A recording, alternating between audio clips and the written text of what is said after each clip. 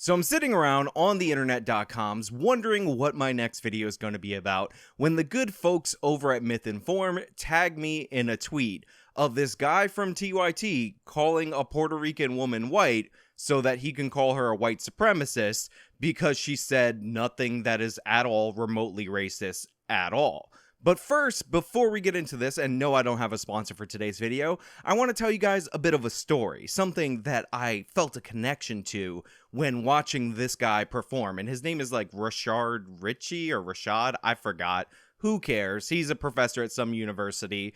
God help those students. But what he made me think of was when I was in Rome for a brief period of time, and Rome was very beautiful. It was also very hot, very humid. Never go there in July unless you want to feel the humidity. But also, during my times in Rome, I actually saw a gypsy person. And this gypsy person was a stereotypical looking gypsy person. So much so that the progressive in me, the person that I am deep down inside underneath all this right-wing grifting, went up to this woman and said, "Ma'am, you're offensive. You need to get in with the current year." It's 2019 because it was 2019 back then, but if it was 2021, I'd say it's 2021, and you need to straighten out how you look. And the reason I tell that story about a stereotype that is so offensive, a caricature of a person that is so ridiculous that you can't actually believe that this person exists, even though we know that stereotypes are based on something, is because this Dr. Rashad guy talks like the most stereotypical race hustler humanly possible, and all of his political beliefs are the most generic stereotypical race hustler political beliefs that you could possibly have. So much so that I am worried if I show you clips from his show, YouTube will think that I'm putting on racial caricatures and therefore ban my channel. So I apologize, YouTube. This is the way the man talks. That's his cadence. He works on it. I know it looks like and sounds like it's coming from a bad movie. Also, it's in 4:3 for some reason. So please, for the love of God, forgive me, for I didn't know what I was getting into when I saw this clip. And by the way, speaking of Myth Informed, speaking of these fantastic guys that helped contribute to this video existing for you people, I will be in Fort Worth, Texas, November 6th of this year at the Better Discourse 3 event. I will be on a panel. It will have a loaded cast. We will have Melissa Chen. We will have Lauren Chen. We will have Carrie Smith. We will have Jack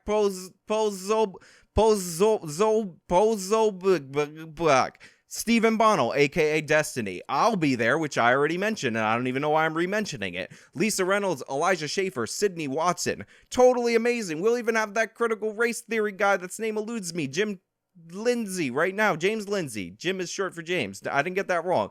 Come get your tickets, linked in the description. Until next. A school board candidate who has been outed as a white supremacist. You see the picture. This is in suburban Milwaukee. Professor, doctor, whatever you want to call yourself, that is a Latino woman. That's what I see in the picture. That's what everybody sees in the picture. But sure, you're going to erase her Puerto Ricanness because it's politically convenient for you. Has been shamed. This alleged white supremacist school board candidate has been shamed into deleting her Twitter account after racist and homophobic tweets. Scarlett Johnson. Let's put up a picture. So first and foremost, if you're ever in one of these controversies and you've said absolutely nothing controversial, like Scarlett Johnson, not to be confused with Scarlett Johansson, did do in this scenario, none of her tweets are bad. We're going to get into them a little bit later. Don't delete your Twitter account. Don't give in to the mob. The kind of people that get angry and do videos about this are low caliber people like this race hustler right here that you're seeing. And also, I find it incredibly funny that after he said, "You see the picture," he's like, "Put her picture back up on there." Like, dude, you just showed her. But okay, I got it. You're going to put her in the thumbnail. But okay, I got it. You want her face out there because you're going to shame her. Scarlett Johnson, let's put up a picture. Scarlett Johnson, who is one of the organizers behind the Thiensville school board recall election, may have made those tweets disappear, but the controversy surrounding them seems to stay. Okay, so if you haven't figured it out, if you found the cadence as distracting as I do in this video, the reason he's making this video, the reason that they're drumming up this hysteria about this woman's benign, not at all whatsoever racist tweets, is because she is running as a replacement candidate in a school board recall election. The reason there's nationwide recall elections is because what people are discovering, and we were reporting it on this channel years ago, is that critical race theory, woke curriculum, whatever you want to call it, leftist propaganda, is being taught and promoted by all of these school boards. So she's one of the candidates running to unseat that, which, by the way, we're going to leave links in the description to her campaign website so you can donate money to her so she can win, because these people deserve to be unseated. They're trying to indoctrinate your children with anti-American propaganda. But let's see the tweets. Maybe I'm wrong, maybe I'm crazy, maybe I'm aligned with this Puerto Rican white supremacist. After all, I am half Puerto Rican and half white, and that's basically the same thing, right? Because those are all the only qualifications you need. Disagree with this race hustler and you're a white supremacist, right? That's how that works, right? Okay. A couple of the tweets shared with the Journal Sentinel include one last year when Johnson sarcastically tweeted, "Yeah, the threat of white supremacy keeps me up at night," with those fateful words posted alongside a picture of a sloth yawning. So according to the professor, she has been outed as a white supremacist. This Hispanic woman has been outed as a white supremacist because she said sarcastically, the threat of white supremacy keeps her up at night. Well, if you are being kept up at night by the threat of white supremacy, I got news for you. You're an irrational person. Obviously, the threat of white supremacy to any individual's life is incredibly small. So small that when they put out that study where they're like, everybody who was killed by a terrorist attack in this year was killed by a right-winger or a white supremacist, and you actually looked into the examples in that ADL study, you found that the white supremacist kills that were actually white supremacists were domestic violence situations where a guy killed his wife, who was also white, over custody of the kids. And the other right-wing ones were black people who were anti-cop, committing ideological-based crimes. So they're miscategorized as left-wing acts of terror, even though all of this is embraced by people like Dr. Rashad, whatever his last name is. She later tweeted, without any hint of sarcasm, that, and I quote, "There exists no white supremacist group in the history of America that has taken more black lives than Planned Parenthood." Then Planned Parenthood. Than Planned Parenthood. Then Planned Parenthood. Than Planned Parenthood. Then Planned Parenthood. Than Planned Parenthood. Yeah, there's nothing unusual about that tweet at all. I mean, look at the numbers of abortion statistics among black people. And if you count abortions as murders, which these pro-life people do, remember, we're talking about a Republican, somebody who's pro-life, it's not even close. Remember, we did a video recently about all the Klan kills in the United States of America. By the way, the last one was back in like 1980. And it was something like 2,600 total kills. So black people murder other black people more every year than the Klan killed ever in its existence. So it's not unusual, again, if you look at the abortion statistics, to point out that Planned Parenthood, which by the way was set up by a eugenicist who didn't like black people, and they were set up in black neighborhoods for this purpose, killed way more black people than any white supremacist organization. And in reality, killed more black people than all the white supremacist organizations combined, and then doubled. This is obvious. This is not racist at all to say. If you're pro-choice, you can disagree with the assertion that Planned Parenthood is a murder organization. You can say that you don't think abortion is murder, but you would have to actually like put yourself and understand the opposing position to understand what she was saying. And then you would have to deny that reality and say, I don't get what they're saying. I don't understand the pro-life position. It's too complicated for my crazy preacher brain to say that this is a white supremacist statement. So it's totally absurd. This guy has 0 point. It's absolutely embarrassing that 100,000 people watched this video and nobody pointed out how ridiculous this guy is, but he's gonna go on. Yeah.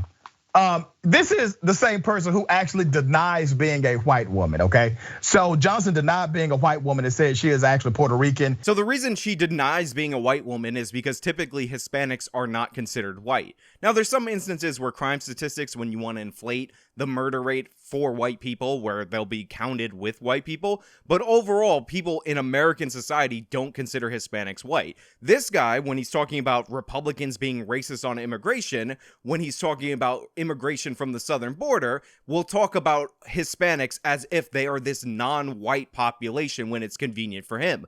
But since he's trying to make racial arguments and cast this person as a racist because his agenda that he supports is going to be defeated in this Milwaukee school board recall election, all of a sudden he set that aside. He strips her of her Puerto Ricanness so that he could call her white. And ironically, he follows it up with a racial epithet. Has previously been a victim of racism.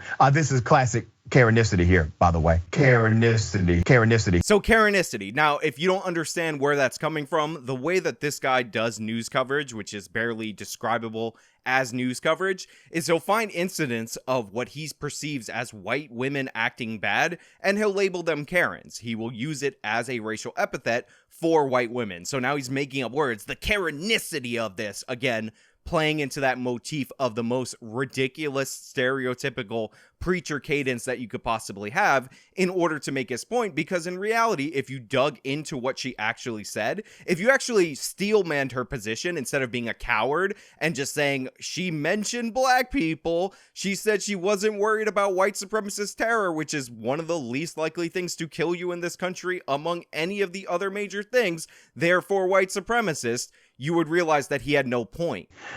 Which he points to as proof of her inability to be racist. She says she does not have the capacity to be racist because of that particular background. So what she's trying to do in this instance is flip the progressive logic against the progressives. However, what she doesn't realize is that the progressive logic is not rooted in logic. It's rooted in advancing their political agenda. So what this person considers white supremacy, what this person considers racism, is anything that goes against his political beliefs. So when she flips that on him, even though logically that might make sense, and if you accused a black person like him of being a racist, which he is, he would cry and say, I can't be racist because I don't have any institutional power, wah, and that would totally work in his mind. He's not willing to grant that to his political opponents because that's not the game that they're playing. This is all about word games and playing a game. That's why this guy sounds like a huckster, because he learned a long time ago that for a lot of people, all you need is presentation and no substance, all style and nothing underneath it, and you can be successful. You can fail upwards in life. She said, and I quote, very hard to prove I'm not a white supremacist, her words. But considering I have ethnic, curly, very dark hair, I'd probably not be a very good white supremacist. Once again, she said, very hard to prove I'm not a white supremacist. You know, it's hard for me to be surprised on the internet, and honestly, I can't say I'm that surprised by this guy's pitiful performance in this video, but I will say, the low caliber of people that fail upward on the internet among the progressive left is still a little bit shocking, because earlier in the video, the first tweet that he read, he talked about her tweeting sarcastically about how she was kept up at night by white supremacists. And then the second tweet, the one about Planned Parenthood, he prefaced that by saying without a hint of sarcasm. So this tweet, which is obviously sarcastic, he's like, she said it's hard to prove I'm not a white supremacist. And then he chuckles and laughs like, oh, she admitted it. I got her on the Twitters. Like, he cracked the code. It's like all of a sudden he forgot the existence of sarcasm. If you need better evidence of bad faith actors, if you need better evidence of somebody who's just a straight up liar, a race hustler, somebody who shouldn't be trusted, much less be a professor teaching other students because they're so dishonest, that was it right there.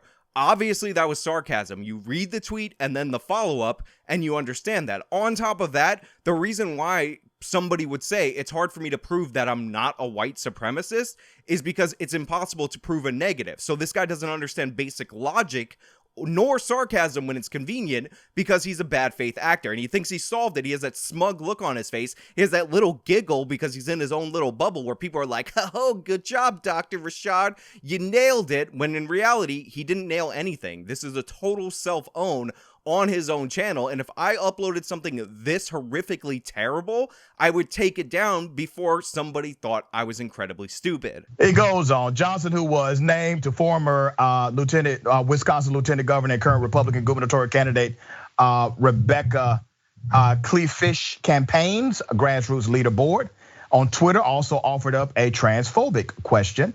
How many gay men want to date men with vaginas? So ignoring the fact that he read that graphic unbelievably horribly in a way that I can't really say anything about because I read graphics unbelievably horribly, watch any of my live streams and me reading super chats, it's not good. We're gonna move on to the thing that he said was transphobic that clearly wasn't. The idea that gay men are not interested in quote unquote men with vaginas. Obviously, they're not interested in that. And obviously, the left should be able to understand this because their whole campaign around the gays and around the lesbians back in the day was that they were born this way, and trying to force them to change their perception or what they're attracted to is a form of bigotry. Remember when left-wingers used to condemn in other countries when lesbians were basically sexually assaulted by men as punishment for being lesbians in a failed attempt at conversion therapy? Now all of a sudden they're in favor of it. Now all of a sudden they're labeling the gays that are into dudes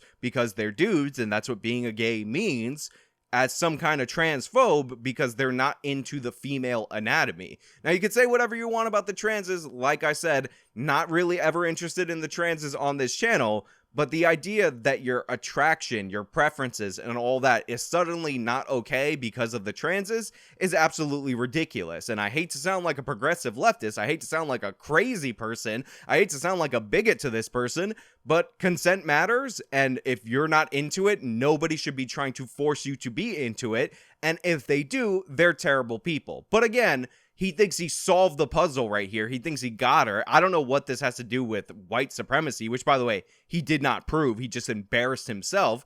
But let's see him go on.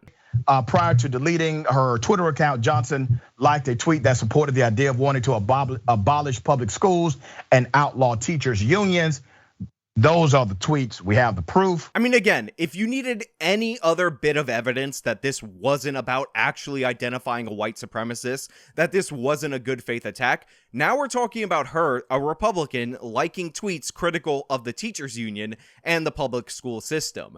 There's nothing wrong with that. The teachers union has an bargaining interest in favor of teachers and members of the union, not in favor of the students. It has been shown time and time again the detrimental effects that teachers union policies have had on public education and on the students. Disproportionately, Mr. Progressive, Mr. I'm conveniently for minorities when I'm conveniently for minorities and against them when it's convenient for me, against Black and Hispanic students who often get trapped in failing schools that are perpetually funded, subsidizing that failure. It is not unusual for a Republican to be in favor of a school choice program. If you look at the people lining up to get them kids out of the public schools, they are disproportionately Black. Again, go see any footage ever of charter school lotteries around the country. These are the parents that want their kids out of the schools, but all of a sudden this is packaged in with white supremacy. Again, it's all about political motivation, people. It's all about fronting.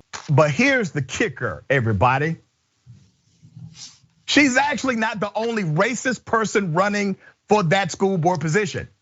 There are others who are running who have said very similar things. So she's basically a candidate who has engaged in white supremacist talk, bigoted talk, racist talk, and homophobic talk, but she ain't the only one in that race. Isn't that something? She isn't the only candidate in this race that said similar things. She's not the only Republican that's pro-choice and anti-Planned Parenthood. She's not the only Republican that's in favor of school choice and doesn't think that the teachers union stranglehold on education should stand. What white supremacist racist talk, all this racist talk, white supremacist talk, hate talk, this is what we're talking about. I mean, come on. This guy's spazzing out, freaking speaking out and we're supposed to take him seriously. Again, this is a professor. If I was a parent and my kid was in the university where this guy taught, I would be pulling my kids out because this is an obvious racist, somebody who doesn't understand logical construction,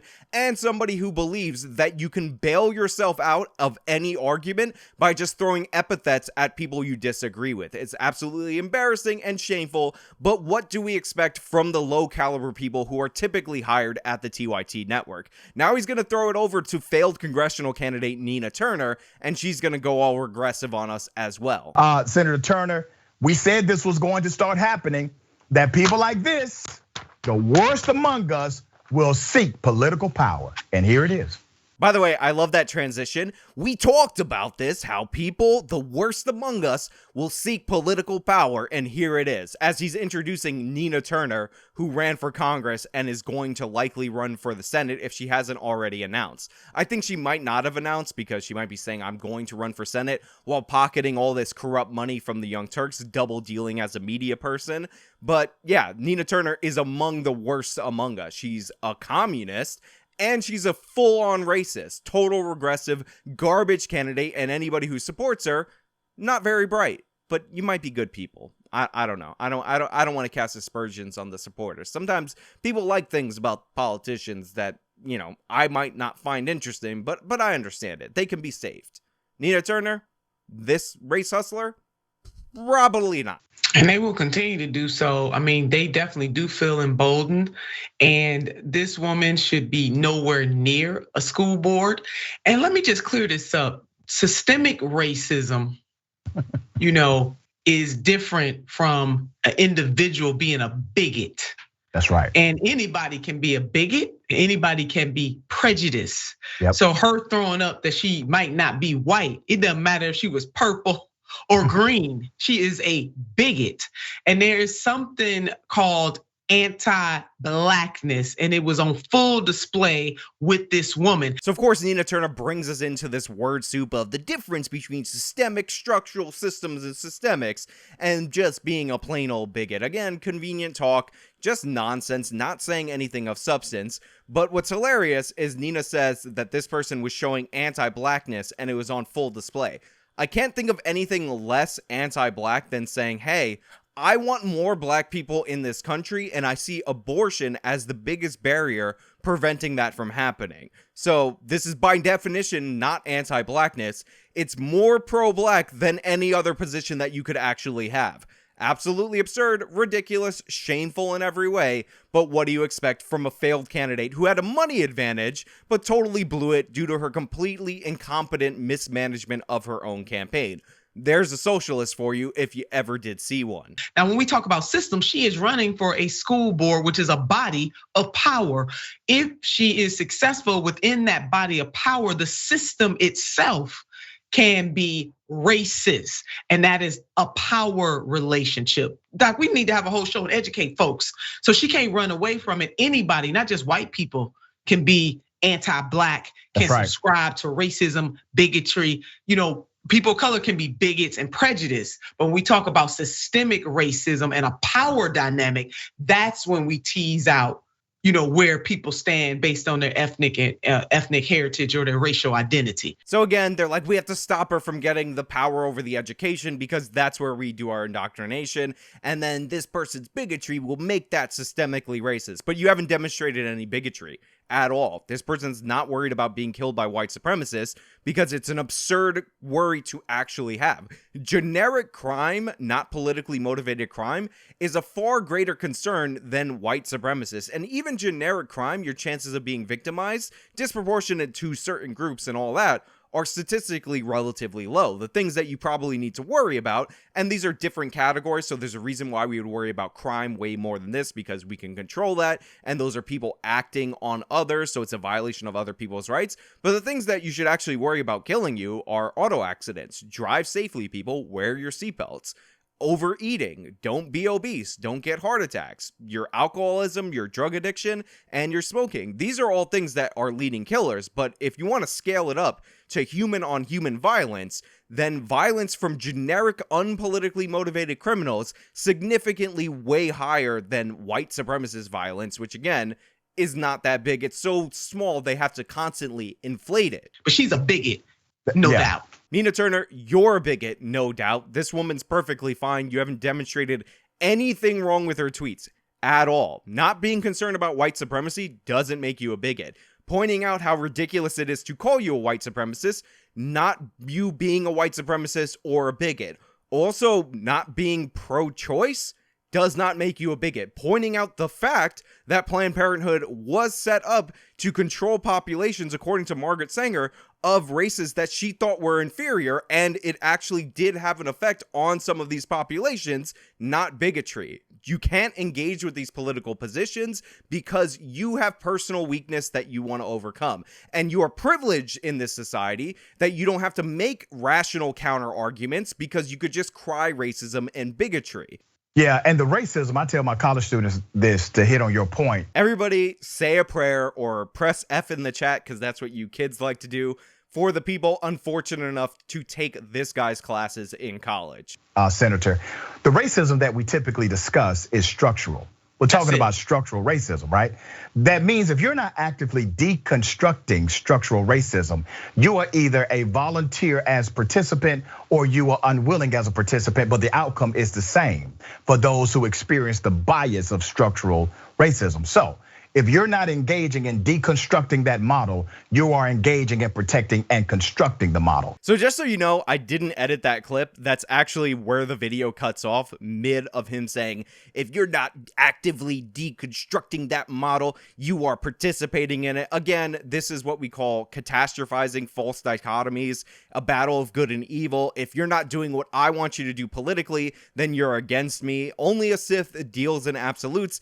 And also, we have some word soup nonsense in there. If you're not participating and activating in the deconstruction of the constructed model, then you are constructing it. You're either a volunteer or unwilling participant unless you get down with the cause, unless you get woke like me, come to my class, overpay for your tuition, borrow from the federal government so the taxpayers can subsidize this nonsense. And also, I don't have a decent enough editor to A, shoot this in 1080p, or B, actually let me finish my sentence before the video cuts off. Absolute trash from front to back. It is trash on a technical level, it is trash in terms of a content level, and it is trash in terms of argumentation. But again, these people show us what we see time and time again in our society. One, your racial identity only matters to the point where you forward their political agenda. And two, that the supply of racism is never meeting the ever-increasing demand. They have to go out and fish for stuff like this. This woman talking about how she's pro-life and she wants black people to be born, and they label that racist because it's against their political organization. They were citing tweets about the teachers union and calling that white supremacy. That's how embarrassing these people actually are. And I mean Nina Turner and the Dr. stereotypical race hustler guy that hosts this show apparently. But hey, those are just my thoughts. Let me know your thoughts down in the comments below. If you like the video, you can show me by leaving a like. Subscribe for more content. Support me on all the social medias, all of them, 100% of them, including my new Instagram. Till next time.